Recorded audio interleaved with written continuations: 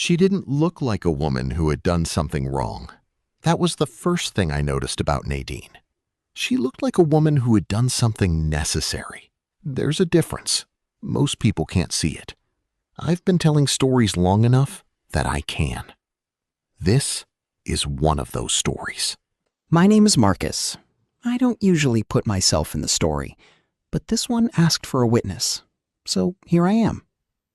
Nadine met Daniel Holt when she was 24, married him at 26, loved him the way quiet people love, completely, without announcement, the way a river fills a valley without making a sound. Daniel was the kind of man who was easy to love from a distance. Up close, he required maintenance. He needed to be believed. He needed to be admired. He needed the room to look at him when he walked in, and he needed Nadine to confirm, daily, that she was lucky. She did. For 3 years, she did. Then she got pregnant, and everything he had been pretending to be ran out of patience. She noticed it first in his eyes.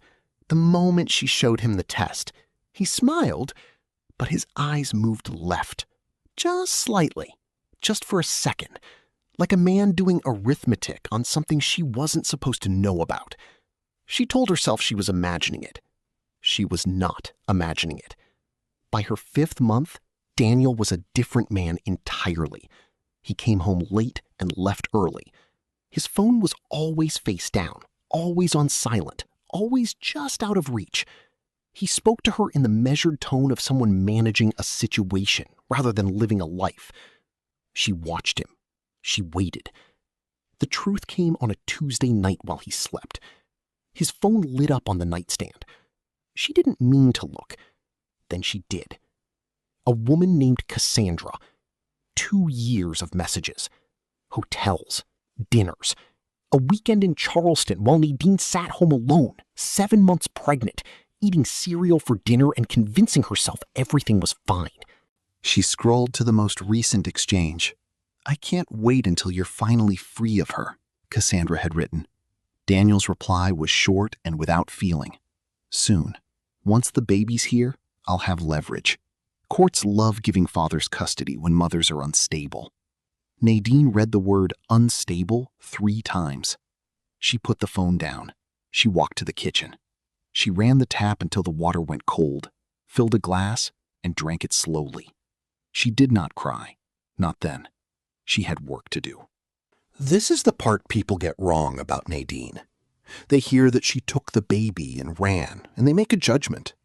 They imagine a woman acting on emotion, desperate, reactive, out of control. But what Nadine did over the following 9 weeks was the most controlled thing I have ever heard a person describe. She documented. She planned. She prepared. Liam was born in October. 7 pounds, 4 ounces. Dark curls. A cry that sounded like someone asking a question they already suspected the answer to. While Daniel researched custody attorneys on his laptop in the living room, thinking she was asleep, Nadine was in the bedroom building a folder. Birth certificate. Her name.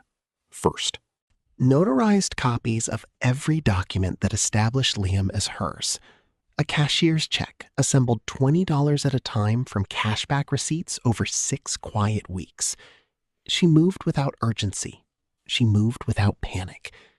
She watched Daniel study her son the way a man studies something he intends to use. And she understood, with the cold clarity of a woman who has finally stopped lying to herself, that she had one move and one window. She took it. Wednesday, December. Liam was 9 weeks old. She packed 2 bags at 11:15. She packed the way you pack when you have already said goodbye to a place in your mind, efficiently, without sentiment, leaving behind everything that was only ever decorative. She left at midnight. No note. She drove 400 miles to Tennessee. A college roommate named Gloria, who opened the door, looked at Nadine's face, asked one question. "Are you safe?" And when Nadine said yes, stepped aside and said, "Come in," like it was nothing. It was everything. The first year was logistics. New city, new name on the lease, her maiden name, Nadine Carver. A job at a small accounting firm where the owner was a tired man who needed someone reliable and didn't ask questions she couldn't answer.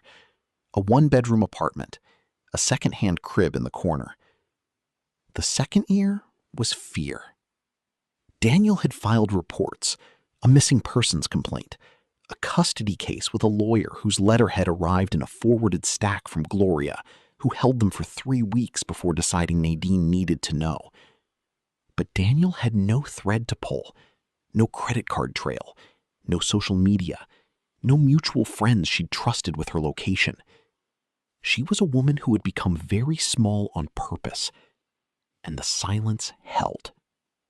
What did not hold was Nadine at midnight. Every night, every single one, she stood over Liam's crib in the dark and cried. Not out of regret. She was clear about that when she told me this story. Never regret. She cried because she knew that one day her son would look at her and ask why, and she did not yet know how to answer a question that deserved the full truth from a woman who had learned the full truth too late to be anything but afraid of it. So the years passed. Liam walked, he read, he played baseball badly and spelled words beautifully and brought home a drawing once, just the two of them in front of their building, and at the bottom, in handwriting that was still learning its own shape, he had written, "My mom is my whole world." She cried at midnight for 30 days after that. He asked on his 16th birthday. Birthday pancakes, a vinyl booth, maple syrup on his chin, and Daniel's blue eyes looking at her steadily across the table. "Mom, who is my father? And why don't I know him?" She put down her fork, and she told him everything. The messages, the word unstable, the folder, the midnight drive, all of it, said plainly without drama, because he was 16 and he deserved the undecorated version of his own origin. Liam listened without moving. When she finished, he put his hand over hers and said, "You protected me."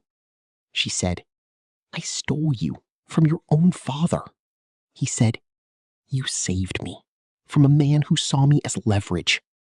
At 18, without telling her, Liam wrote Daniel a letter. 2 pages, handwritten. He didn't shout. He didn't plead. He simply said, "I know what you planned. It didn't work. I am not leverage. I am a person. My mother raised me to be one." Daniel never replied. 3 weeks later, he dropped every legal filing still attached to Nadine's name. She called me on a Friday morning. She'd just gotten the court letter. She didn't cry. She didn't shout. She said, "Marcus, I think it's over." The way you say something is over when you've been holding your breath for so long that exhaling feels like learning a new skill. That night, she didn't stand over a crib, because Liam was 18 now and asleep in the next room. She stood at the window instead, watched the street breathe in the dark, felt something settle in her chest that had not been still in 18 years. Not happiness exactly. Something older than happiness. Completion. Her son was safe. Her name was clear. The man who had called her unstable in a text message to his mistress had been answered. Not by a court, not by a confrontation, but by the boy he tried to use, who grew up and looked him in the eye with 2 pages of paper and a spine made of everything Nadine had quietly built. I've told a lot of stories. I don't tell many that end like this. Not with noise, not with collapse, not with someone finally breaking. Just a woman at a window, a quiet street, a son sleeping soundly in the next room, and a midnight that, for the first time in 18 years, asked nothing of her at all.